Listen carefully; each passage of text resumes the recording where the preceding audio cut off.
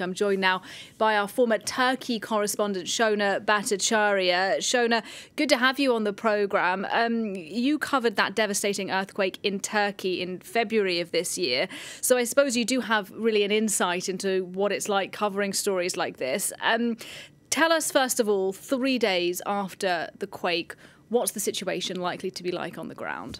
Well, as you'll remember, Nadia, because you were also sent from Paris at that time, 3 days after the earthquake, it's still very much a no man's land. There's still vast regions that are not accessible. That's partly because the roads are still in terrible condition. That's also because the housing that has collapsed sometimes blocks streets and access for rescuers, for people to get to critical areas and to people who are really in need. But beyond that, I would say that 3 days after a crisis like this one, what really struck me was that, for example, there's no food. There's nowhere to get food. There are no supermarkets, there's no restaurants, no cafes, nothing is open. The only things that'll be open will be, for example, an undamaged gas station. And so that's not a meal, usually. And so you end up eating, and that's also if you have your wallet. I mean, think about it. Your house is shaking. Everything around you is crazy. You know, you run for your life. You get everybody that you can, and you don't think about, you know, your ID papers or your wallet or getting a change of clothes and all of these things become critical. Then it's like, well, where do you eat? What do you eat? Where do you go to the bathroom? How do you go to the bathroom? I mean, everybody goes to the bathroom, and you got to go somewhere. But where do you go? There's nowhere. So it's out in the open. If you're a woman, if you have your period, if you're breastfeeding, you have young children who need milk, who need very, very basic things, a change of clothes.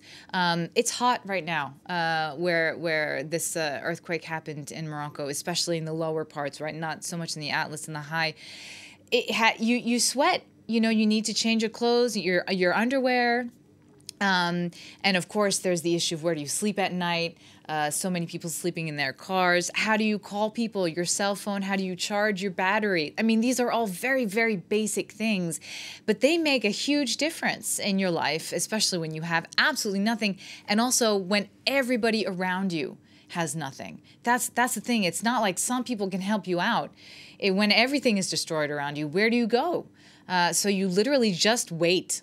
You wait for somebody, somewhere, to help you. And it can feel very, very disempowering. And Shona, as I also remember acutely from covering that story with you, as a reporter, it posed particular challenges, doesn't it, covering an earthquake? What would you say it was like covering a story as immense as this? Well, as TV journalists, I was talking about cell phones. Cell phone service also is down. So sometimes it can be hard even to just get a place where you can actually make that connection and do a live shot. Or even if you're a print journalist and you need the internet to send something that you've written. Maybe for radio it's a little bit easier because usually you can still call, but these are very technical things that make a huge difference. You need, as a journalist, you need to get the message out there, and you need to report. And if you don't have the technical means, and also a lot of journalists obviously are living through. I mean, everybody that's there, no matter what their job, is living in the same conditions, right? So when I say there was nothing to eat, I meant also that we didn't eat anything for a few days. Besides nuts, but then like you're sleeping in your car, for example, if you rented a car or you have a car because you're afraid of aftershocks or of buildings that are cracked and that might fall, so you don't go back inside. And then also you have to remember that, you know, you're there to document suffering, and especially as a journalist for a channel like France 24. France 24 is a French channel. It is a French public channel, so it is linked to the government because that's where the funding comes from. And for a lot of people, it represents the French government. And as we know, Morocco has not accepted aid from France. So there is always a kind of diplomatic tension, even with people on the ground at that particular point in time. And they're going to be angry.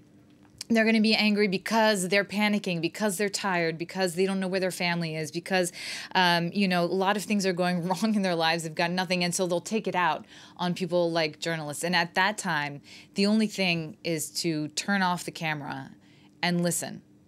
Absolutely, and I remember that as well very poignantly. It was interesting to hear your reflections on our coverage then. Thanks very much indeed. Shona Bhattacharyya, our former Turkey correspondent, for us there.